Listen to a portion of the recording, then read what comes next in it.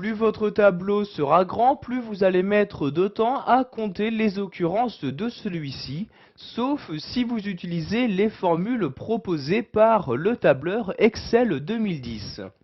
En effet, nous allons voir dans cette vidéo formation que grâce à ces formules, je vais pouvoir en très peu de temps ici compter par exemple le nombre de personnes présentes dans mon tableau. Donc tout d'abord, je dois choisir dans quelle cellule je souhaite mettre ma formule. Je vais par exemple prendre ici cette cellule-ci. Je clique donc dessus pour la sélectionner. Ensuite, pour insérer ma formule, j'insère tout d'abord un égal comme ceci, puis j'écris donc ma formule nbval comme ceci, j'ouvre ensuite ma parenthèse. Je vais ensuite sélectionner les différentes lignes de mon tableau. Donc je vais par exemple prendre ici la colonne des prénoms, je sélectionne le premier prénom, et tout en maintenant le clic de ma souris, je descends jusqu'à sélectionner ici le dernier prénom de mon tableau.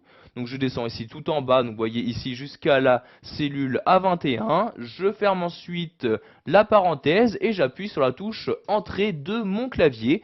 Et comme vous pouvez le voir, donc comme résultat j'ai 20, ce qui veut dire qu'il y a 20 personnes présentes dans mon tableau.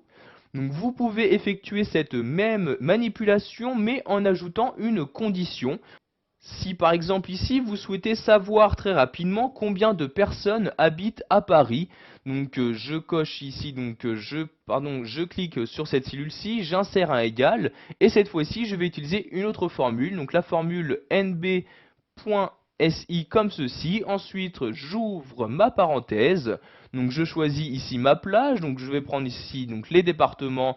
Donc je sélectionne toutes les cellules départements comme ceci, donc vous voyez de F2 jusqu'à F21, j'insère un point virgule et ensuite je vais insérer le critère.